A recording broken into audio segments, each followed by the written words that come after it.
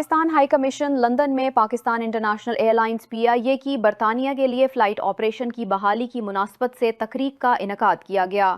تقریب میں foreign, common wealth and development office FCDO کے سینئر حکام، PIA برطانیہ کے اسٹیشن مینیجر اور سٹاف، ممتاز برطانوی پاکستانی تاجروں، مشہور شخصیات اور برطانیہ میں مقیم پاکستانیوں کی بڑی تعداد نے شرکت کی۔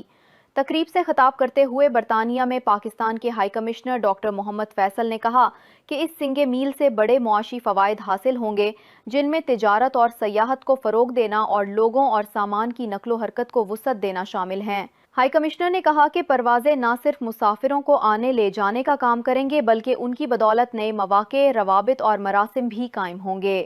ڈاکٹر محمد فیصل نے وزیراعظم اور نائب وزیر اعظم پاکستان کو خصوصی خراج تحسین پیش کیا، جن کی قیادت اور ویژن نے PIA کی ساکھ کو بحال کرنے اور برطانوی میں واپسی کو یقینی بنانے میں اہم کردار ادا کیا۔